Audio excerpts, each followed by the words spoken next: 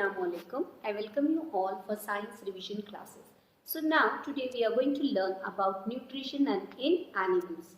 Before starting that, plants can prepare their own food by the process of photosynthesis.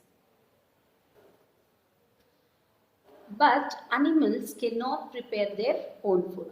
Animals get their food from plants. So plants are autotrophs. They prepare their own food. It is known as autotrophs. But animals, all the animals, they depend directly or indirectly on plants. So they are known as heterotrophs. They depend for plants for their food. So it is known as what? Heterotrophs. Animals' nutrition includes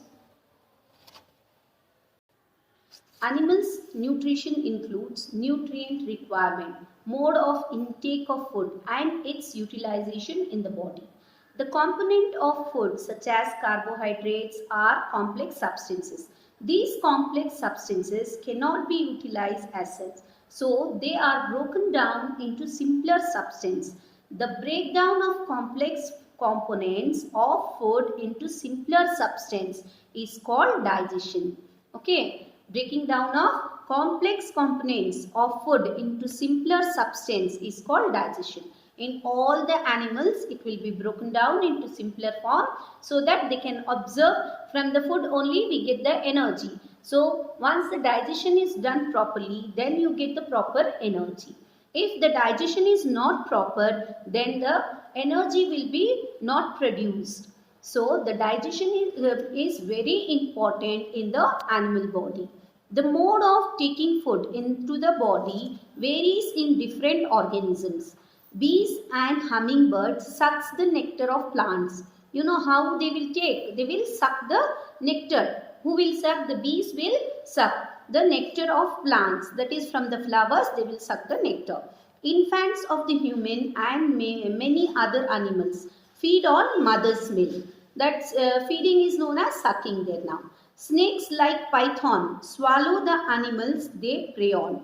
They swallow, they will not chew. Who will not chew here? The python, the whole animal or something, what it eats, it will swallow. Some aquatic animals filter tiny food particles floating nearby and feed on them. There are different type of, that is different way of taking food. Now, which are the different way?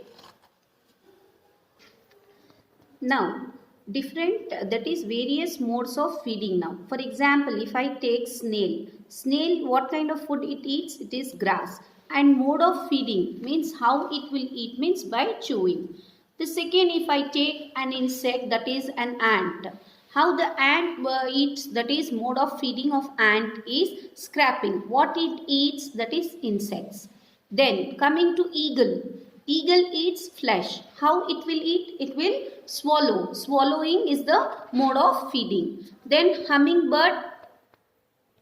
Now here hummingbird, it takes nectar by the mode of method is sucking. Then coming to the lice. Lice eats what? The blood of human being or something. How it will eat? It is by sucking. Okay. Then coming to mosquito. Even mosquito, the food what it takes is the blood. Again the method is sucking.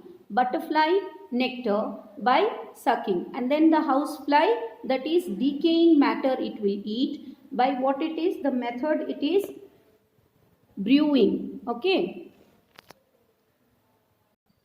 Here we are going to learn first the digestion in humans. We take in food through mouth, digest and utilize it. The unused part of the food are defecated. However, now you have learned that what happens in the food inside the body. Now we are going to see the food first what we eat. That is where we take the food into the mouth. The food passes through a continuous canal which begins at the buccal cavity and ends at the anus. The canal can be divided into various compartments. The first is the buccal cavity. The second is the food pipe or the esophagus. The third is the stomach and the fourth small intestine, fifth large intestine ending in the rectum and the anus. It is not a very long path. These parts together form an alimentary canal which you can see in the figure there. It is known as the digestive tract. The food components gradually get digested as food travels through the various compartments. The inner walls of the stomach and the small intestine and the various glands associated with the canal, such as salivary glands, the liver and the pancreas, secrete digestive juices. The digestive juices convert complex substance into simpler ones. The digestive tract and the associated glands together constitute the digestive system. Now first we will see what happens in the mouth first. The mouth and the buccal cavity. Food is taken into the body through the mouth. The process of taking food into the body is called ingestion. What it is known as ingestion. We chew the food with the teeth and break it down mechanically into simple pieces. How we will eat? We will not swallow. We will chew it in a proper way. So what happens there? It becomes into small pieces. Each tooth is rooted. How we will make it pieces? With the help of our tooth, right? Each tooth is rooted in a separate socket into the gums. Our teeth vary in appearance and perform different functions accordingly. They are given different names also for that. Here you can see the picture of the teeth, right? So there are 4 types of teeth in our mouth. That is the incisors, canines, molars and premolars. You can see here the first one is incisors here, that these 4 are incisors. Then these 2 are the canines, and then comes the premolars, and at the end it is the molars. This is the arrangement of teeth and different types of teeth in our mouth, which help us in that is tearing the food, chewing and grinding the food. Our mouth has salivary glands which secrete saliva. So there what happens, the food will become into moist paste there only in the mouth.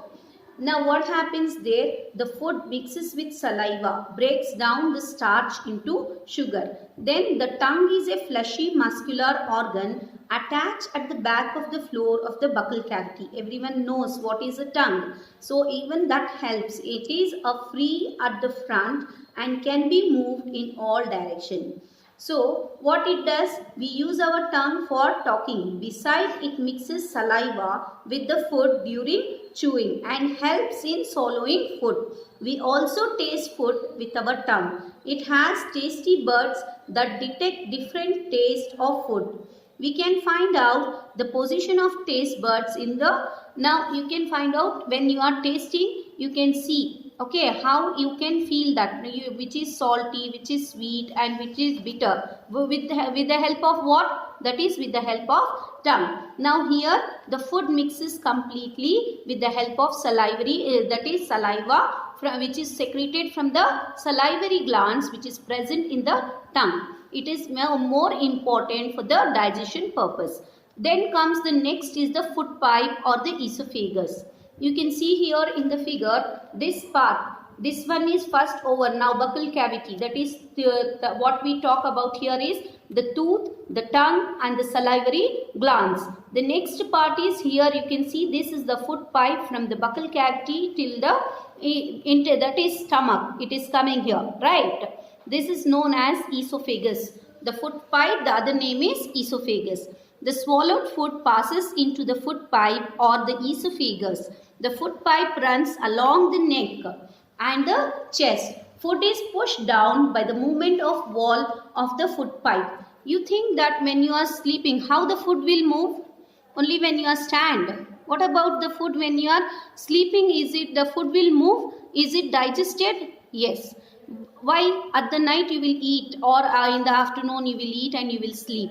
You will be in the vertical column so that it should go down from up to down. No, it is not like that. When you are sleeping also the digestion goes on. Why? Because that is with the help of the movement. Actually what the movement is, the rhythmic movement. The muscle moves, okay. The muscle moves, either you stand or sit or sleep. The movement whatever it is there, it will be going on in our body. When you are at rest also you need food, okay, like that only the digestion will goes on. So the movement takes place through the alimentary canal and pushes the food downwards. At times, the food is not accepted by our stomach and is vomited out. Why it is vomited out? Because if it is excess, we cannot eat. How much it is needed in our body, only so much we can eat the food there.